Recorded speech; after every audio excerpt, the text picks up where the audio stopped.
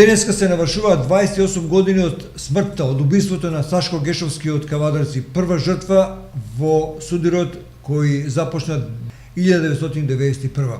На градските гробишта во Кавадарци, по тој повод на спомен паркот, на влезот на гробиштата, на местото каде е погребан Сашко Гешовски и загинатите припадници на поранешна JNA, се подсетивме на смртта на Сашко Гешовски, прва жртва од Кавадарци на почетокот на војните случувања во поранешна Југославија 1991 година. Делегации на Советот на општина Кавадарци, на локалната самоуправа и Сојузот на борци на Кавадарци положија цвеќе на споменикот на Гешовски и им изразија сочувство на семејството на таткото на Сашко, Гоце Гешовски, со ветување дека споменот и жртвата на Сашко нема никогаш да бидат заборавени. Да се подсетиме на 6 мај 1991 година.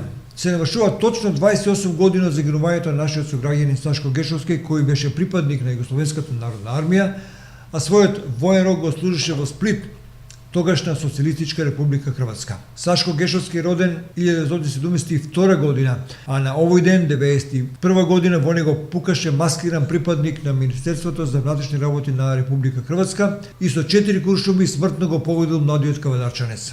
Во критичниот момент Сашко бил на задача пред зградата на војно-поморската област во Штип. Неговото загинување представува прва жртва во жестокиот воен судир кој го предизвика и распаѓањето на поранешна Југославија започна 1991 година. На 7 мај 1991 во Кавадарци во негова чест се одржа величествен протестен митинг. На него учествува скоро целото население од Кавадарци и околните места за да го искажат својот револт и тага се разбира за смртта на својот сограѓанин.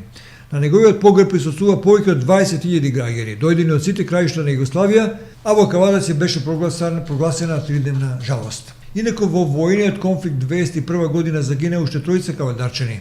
Петре Тодоровски, роден 1971 година, кој загина како припадник на JNA на 26 јули 1991 во касарната Љубљана поле, СР Словенија, а во овој судир загина и Мишко Митрев, роден 1954 година во сел Ватоша. Тој загина како подофицир на JNA во септември 1991 година при одбраната на својата касарна во Ѓаково.